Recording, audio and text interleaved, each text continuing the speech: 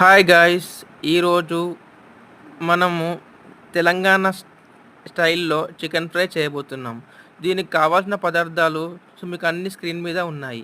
ఇప్పుడు మనం ముందుగా బాండీలో నూనె పోసి కొంచెం వేడయ్యాక ఇందులోకి ఉల్లిపాయ ముక్కలు యాడ్ చేసుకోవాలి. ఉల్లిపాయ ముక్కలు యాడ్ చేసుకున్నాక ఇందులో కొంచెం కరివేపాకు, కొంచెం పసుపు వేసి బాగా కలపాలి. ఇప్పుడు మనము ఉల్లిపాయలు కలర్ వచ్చే వరకు కలుపుకుంటూ ఉండాలి.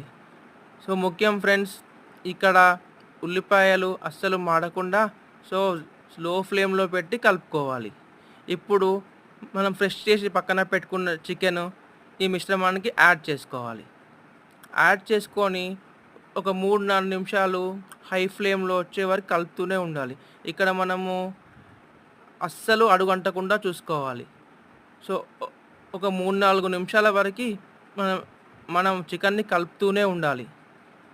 సో ఇలా కలిపాక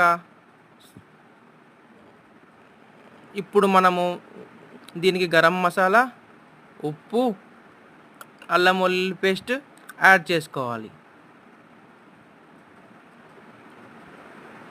సో ఈ ఈ మసాలాలు మొత్తము ఈ చికెన్‌కి పట్టేదాకా వేసి ఒక 2-3 మినిట్స్ కలుపుతూనే ఉండాలి చికెన్‌ని.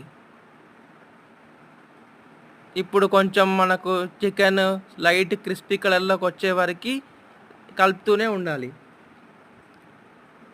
ఇప్పుడు మనం తగినంత కారం యాడ్ చేసి గార్నిష్‌కి కొత్తిమీర వేసుకొని ఒక 2 నిమిషాల పాటు కలుపుకొని తీసి సర్వింగ్ బౌల్‌కి సర్వ్ చేసుకోండి. Chicken ready.